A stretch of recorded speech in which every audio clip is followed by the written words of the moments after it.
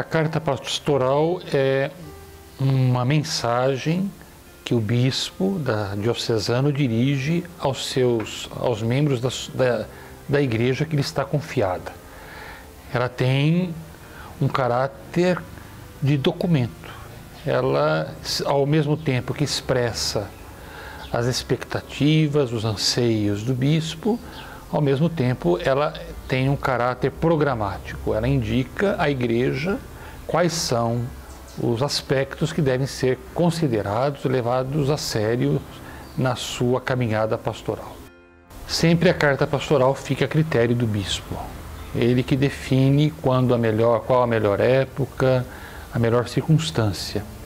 A minha intenção é escrever a cada ano uma carta pastoral, sempre partindo da proposta que a liturgia de cada ano nos apresenta nos evangelhos do domingo, uma vez que cada ano se escolhe um evangelista para tomar os seus textos na liturgia dominical.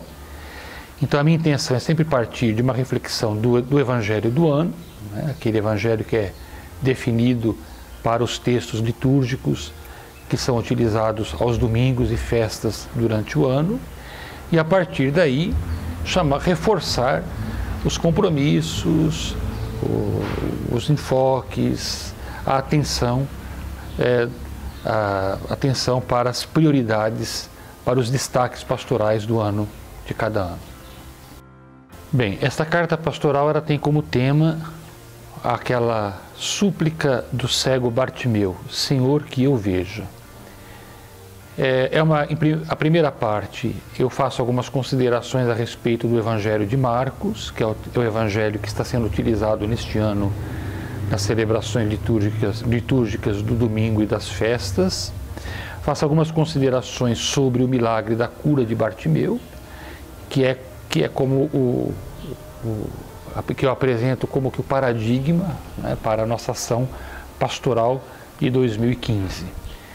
E na segunda parte da carta eu trabalho o tema do discipulado.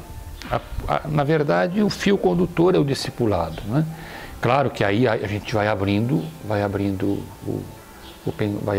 o pensamento, né? Eu trabalho a questão do discipulado nos 3 âmbitos da evangelização: no âmbito da pessoa, no âmbito da comunidade e no âmbito da sociedade, da ação social. Então, dizer o que é ser discípulo hoje? Como é que nós vivemos o nosso discipulado, o seguimento de Jesus, né? Pessoalmente, comunitariamente, no mundo, na sociedade onde nós estamos, né? Então, esse é o fio condutor que eu utilizo partindo de uma reflexão teológica, pastoral, do Evangelho de Marcos e do milagre da cura de Bartimeu. O discipulado é justamente a experiência que nos coloca em contato direto com Jesus Cristo. A igreja tem insistido nos últimos tempos numa evangelização que preze e que favoreça o encontro pessoal com Jesus Cristo. A experiência do anúncio, a experiência do encontro, a experiência da conversão, que decididamente torna cada batizado, cada pessoa, discípulo, discípula fiel do Senhor. É necessário então que nós reforcemos ainda mais esse aspecto da evangelização. Formar discípulos fiéis e atentos àquilo que o Senhor pede de nós, cada tempo, em cada momento da história. Sem dúvida nenhuma, os desafios de cada tempo, de cada momento da história, pede do discípulo, assim como pede da igreja também, que ela desenvolva a capacidade de formar bem os seus discípulos. Essa formação não se restringe unicamente ao aspecto intelectual, mas à formação integral de cada cristão.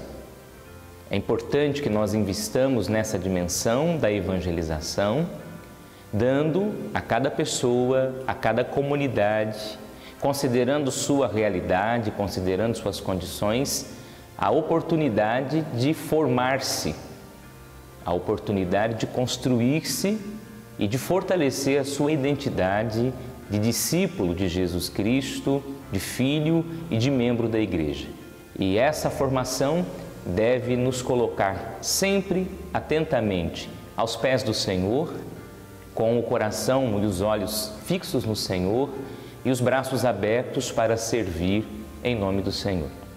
O aspecto missionário da carta pastoral que hoje nós estamos lançando reforça justamente aquilo que é a razão de ser da igreja. Ser igreja é ser missionário por excelência. No entanto, essa ação missionária deve ser uma ação contextualizada, ou seja, que considere a realidade tanto dos discípulos, tanto dos missionários, quanto daqueles que serão o alvo, os destinatários da evangelização. A dimensão missionária quer então nos despertar ou renovar o nosso vigor para agirmos em nome de Cristo, para sermos, como o Papa Francisco tem reforçado ultimamente, uma igreja em saída, que não tenha medo de ir ao encontro, de anunciar e de servir, não apenas no aspecto ou na dimensão espiritual estritamente, mas hoje a ação social da igreja, sobretudo na atual conjuntura do nosso país, exige também um comprometimento social no sentido de ser presença do Cristo, sobretudo junto àqueles que estão sofrendo. A carta eu estou dirigindo ela a todos os diocesanos, a toda a igreja de Barretos, chamando toda a igreja de Barretos a se colocar sempre mais na condição de discípula de Jesus, para que Ele possa nos conduzir pelos caminhos do mundo, formando comunidade e testemunhando o reino de Deus. A coordenação diocesana de pastoral deseja profundamente que essa carta seja a expressão do sonho de Deus para a nossa diocese. E que, em primeiro lugar, ela seja acolhida, ela seja abraçada, ela seja amada.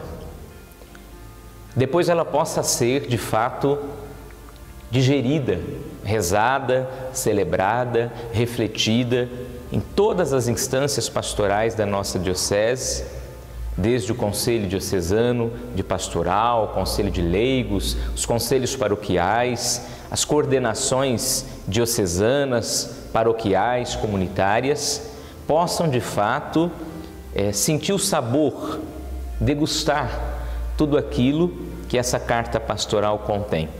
E que a partir dessa reflexão, a partir da oração, nós vislumbremos aquilo que deve ser feito.